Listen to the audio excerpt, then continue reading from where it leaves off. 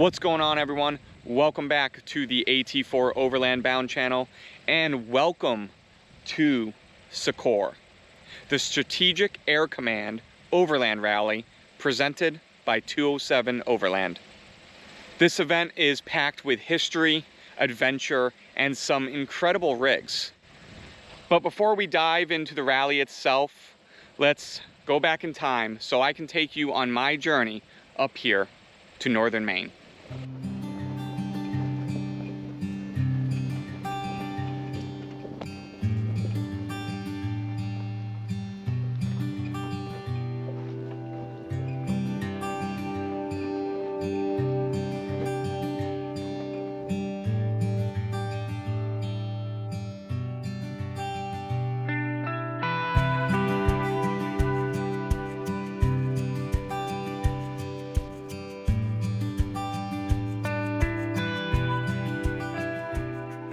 Good morning, everyone. Woke up a little disappointed today, and that's because of all this fog or mist, fog, I don't know, it's something. But last night I rolled into camp and this spot was amazing. Had a great view, and because I rolled in kind of late, I didn't really take a lot of footage. I just wanted to get in, get some food made, get the tent open, and go to bed, basically. And I was hoping that this morning, sunrise, nice clear view, and well, no, Maine had other intentions. But I'm gonna get packed up because I gotta continue heading north to the Strategic Air Command Overland Rally at Loring Air Force Base, presented by 207 Overland. It's gonna be a great time. It's an abandoned nuclear Air Force bomber base, basically. But yeah, I'm excited to check out the base. I was excited to show you the view today, but that didn't happen.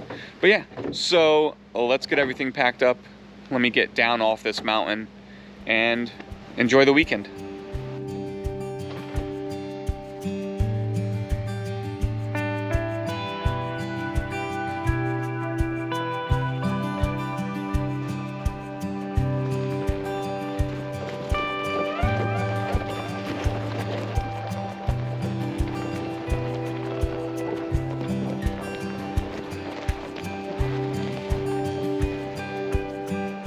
Before I could head to the rally, I had one critical detour to make.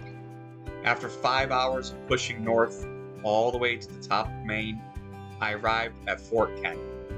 It's a quiet town right on the Canadian border, but this is why I came. America's first mile. It's hard to wrap your head around. This isn't just a sign, it's a starting point. This one road stretches over 2,400 miles south, connecting this exact spot to the end of the line in Key West, Florida, the southernmost point of the entire country. For most travelers, it's a quick photo op, but for me, it's a trophy. This marker represents the furthest north my rig has ever been. I know that might not sound like much, but every big adventure is built from small milestones. Reaching these geographical hardpoints, the extremes, the very edges of the map, has always been part of the dream. Standing here at mile 1, and it makes you wonder, where will the next mile take me? Okay, detour is complete. Now let's get to the rally.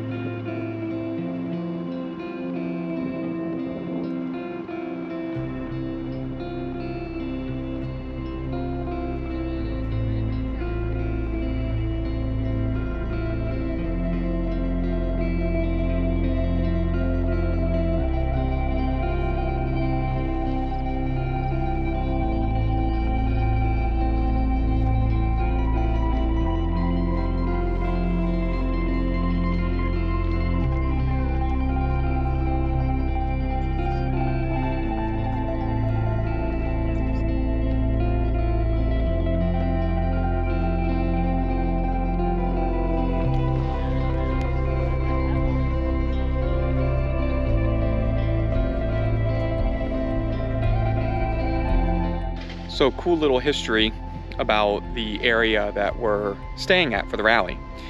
This was the nuclear alert area. Basically, they would have B-52 bombers prepped and staged with all of the bombs needed, fuel, etc., ready to go at a moment's notice. If they ever got the call, the pilots would come out of their building, which is right over there, hop into the planes, and they would immediately go this way.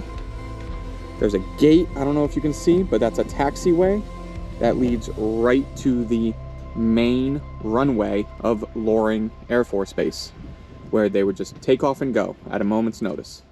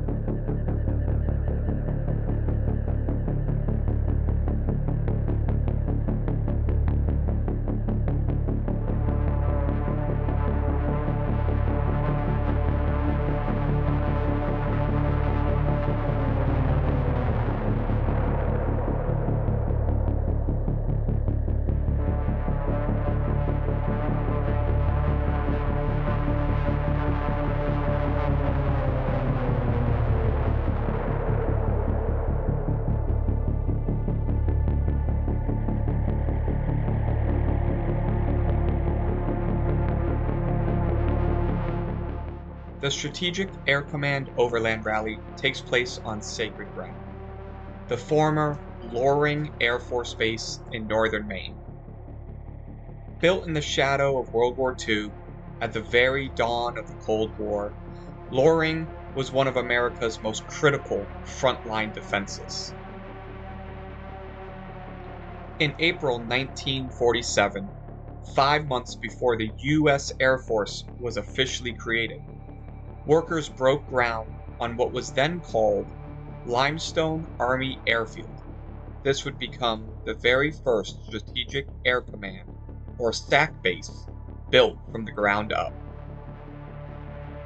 Its mission was chillingly clear: provide a direct strike route to the Soviet Union over the Arctic, should the unthinkable ever happen.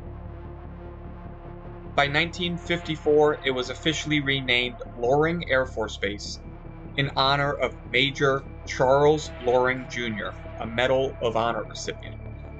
This base was a fortress, built on a colossal scale. It was home to the largest hangar in the entire Air Force, a massive structure built for the B-36 Peacemaker, and later fleets of B-52 bombers and refueling tankers. And its greatest secret was hidden just north of the base, deep in the dense pine forest. This was Caribou Air Force Station, nicknamed the Q area for the top secret clearance needed just to enter. It was the first U.S. operational weapons depot specifically built for the storage and assembly of atomic weapons.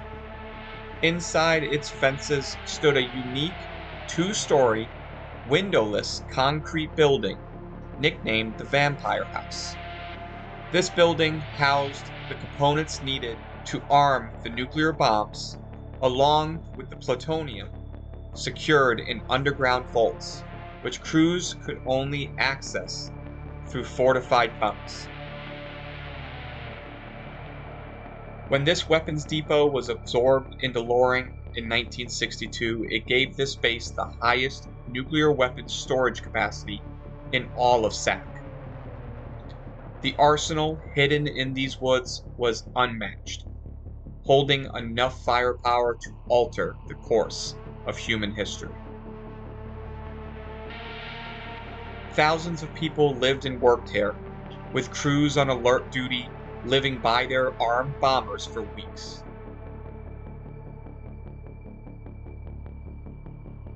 all while maintaining a 24-hour watch over a world that teetered on the very edge of annihilation. Now, the bombers are gone. The sirens are silent. But the stories, the history remain, echoing across these vast, empty runways. And that is why we are here. Because this rally, unlike others, isn't just about the rigs or the vendors. It's about people. It's a community of explorers gathered to share our own stories and to learn from the stories left behind. It's a rare chance to not only hear about that history, but reach out and touch it.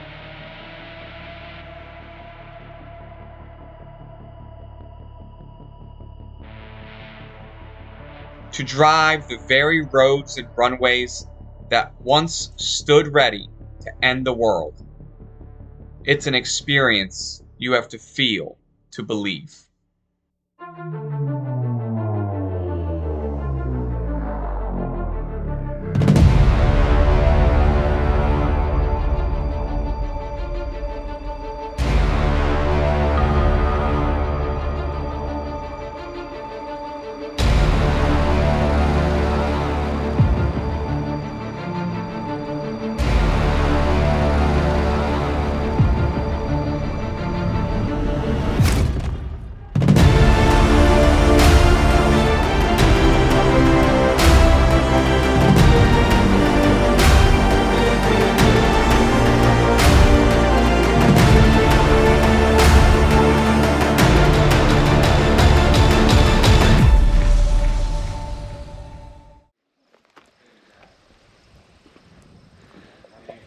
Alright, so this building right here was the Readiness crew building.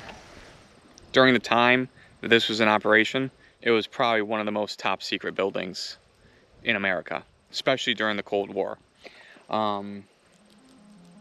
This building housed basically all the crew members. It was a separate barracks, office, all that stuff for the crew and the flight controllers and the pilots and the technicians that were on standby with the B-52 bombers that were parked here at the nuclear alert area. And the barracks were actually down underground.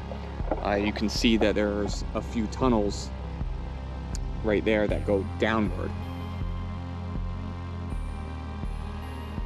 Then you got the tunnels that go upward, and it led to a bunch of different offices, the cafeteria. They had their own arms room in here. And then up on the very top floor, third floor, there was basically a building within a building within a building, very secure, highly classified area. It's something that today, me being in the military, I would refer to it as a skiff, essentially. And basically, it was a highly guarded room where they knew where all of the nuclear bombs were, they knew where all the nuclear subs were, they knew where all the B-52 bombers carrying nuclear bombs were. They were in constant communication with the Pentagon, the White House, NORAD, NATO. A lot of very, very classified, top secret communications going in and out of that room 24/7, all year long.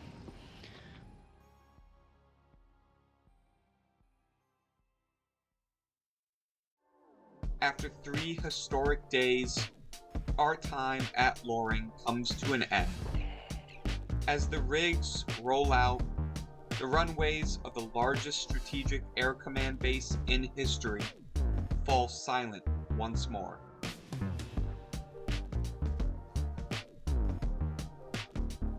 As the gates close behind us and we leave the legendary airfield, we carry with us a deep respect for its legacy and the spirit of adventure that brought us all together.